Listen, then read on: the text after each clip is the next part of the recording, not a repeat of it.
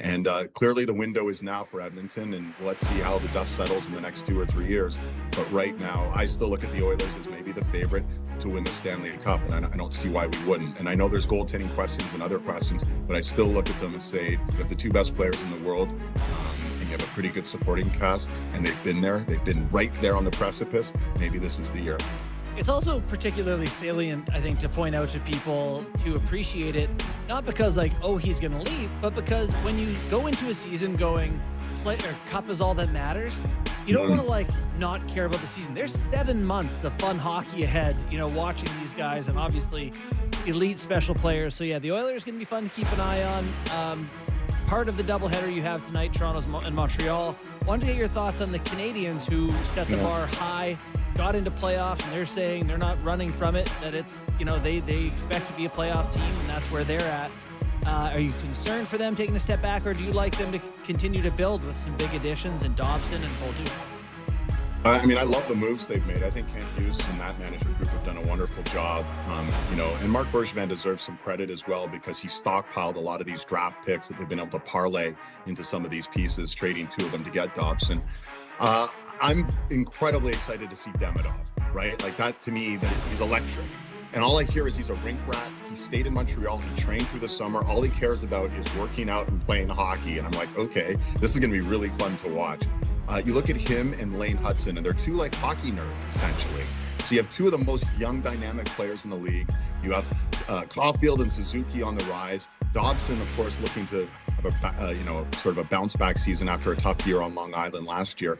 There's so many good young pieces here, and they're led by a coach with so much energy and such a great way of managing these young players. Where they need to figure things out is defensively, right? They gave up the most 5-on-5 high-danger scoring chances in the league last year. Sam Montembeault deserves a lot of credit. If it wasn't for him, the Habs probably wouldn't have made the playoffs. He was that good last year. So I'm excited. They kind of strike me as must-see TV, the Montreal Canadiens.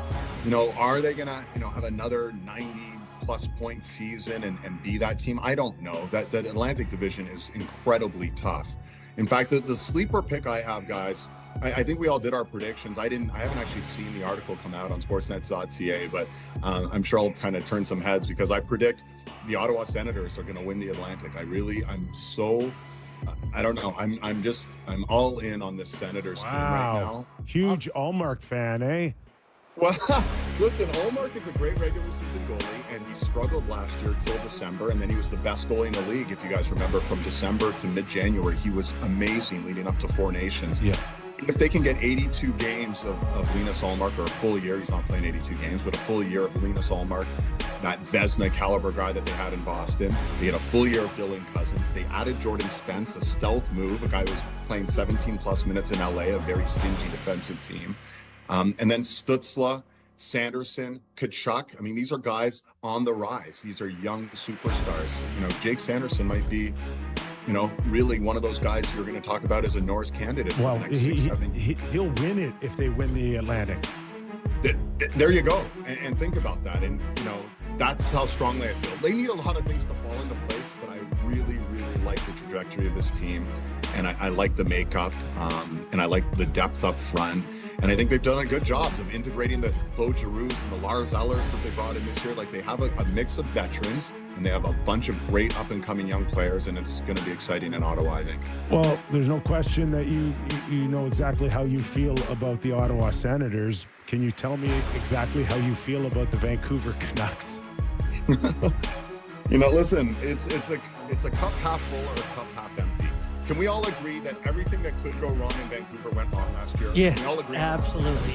Petey with 45 points? The longest burning tire fire in Canadian history. It's almost like unheard of that guy would end up playing a season with under 50 points. So we all agree it was horrible, yes. And they finished 6 points out of the playoffs. Right. They finished with 90 points, 6 points out of the playoffs with everything going wrong. Only 5 times in the first 41 games of the season. So 5 times in the first half of the season did they have Demko, Pettersson, Hughes, and Miller all in the lineup together. And I understand the fights between Pettersson and Miller, and that whole thing was a whole nother issue on top of that. But my point being, they weren't healthy. They underperformed. It was a disaster, and they still came up with 90 points. So if Pettersson can go back to being Pettersson, Quinn Hughes, I don't think we have any doubts about him. Demko needs to stay healthy. I think there's some optimism to be had there. But again, we're asking for things to get back on track, and there's never guarantees in the NHL. So I love that team, though. I think it still, can show who they really are, and I think this is going to be one of those years. Adam Foote has his work cut out for him, but I think he's that player's coach. In spending a little time with Vancouver, the guys seem to just embrace his style of coaching, and I think that was a big reason why they, elevated him from assistant coach to head coach. He's been basically a mentor to Quinn Hughes. There's a great relationship there, and I think that's going to count for something on the bench. And if Demko, again, can go back to being the healthy Vezina caliber Demko, it changes everything for the Vancouver Canucks this year. Well, it's crazy. Last year we had 5 Canadian teams in the playoffs. Vancouver and Calgary missed. Calgary actually tied for the last playoff spot, lost on a tiebreak. Canucks were just 6 points out. We going to get more than 5 this year? Can you 6, 7, DA? Have we ever done 7? We've never had 7. That's unprecedented. I'm not sure we're going to get more than 5.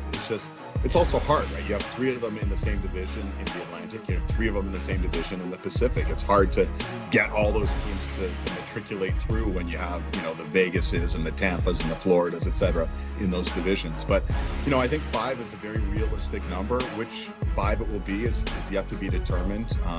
We talked a little bit about Calgary, Vancouver, Montreal. They're all in the mix, but, time will tell.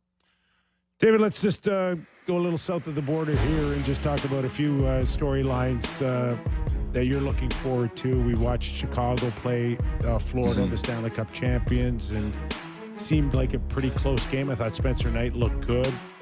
Your thoughts on Bedard now going into his 3rd season, and do we have a better idea of what he is or what he could still become after this point in time, or is it just too early for sure to say, yeah, this guy will be good, but how great he'll be isn't what we projected maybe 3 years ago?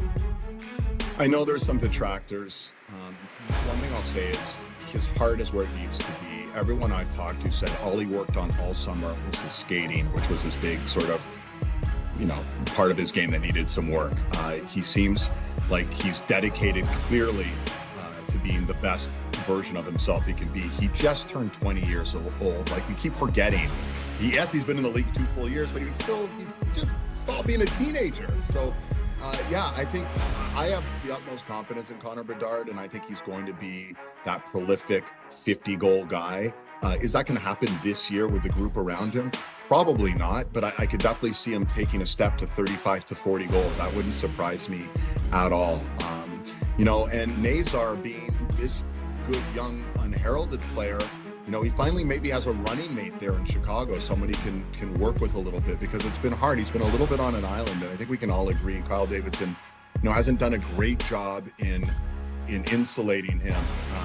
In a draft 2 years ago, when it could have been Demidov or could have been one of these other great offensive players, he kind of went with a more stay-at-home defenseman and Levshinov at the number 2 pick. And I do wonder 5 years from now how we're going to go back and view that 2024 draft, where it was Celebrini and then a group of players, and Demidov looks like he's going to move his way to Celebrini status. But I wonder if that will come back to bite Chicago or not. And it's too early to know all these things, but it just would have been nice for him to have gotten a bit more of a running mate, someone he can really play off of. And maybe Nazar will be that guy this year for Chicago. So it's too early, Kipper, but at the same time, I'm still buying Connor Bedard. Are you guys not feeling it as much as I am? I am. No, I am too. I think he can get skating. I totally believe that you nailed it, that he is very capable to hit that between 35 and 40 range, which this year? Yeah, this year. Oh, yeah. And on this team, like you said, for me, the disappointing part is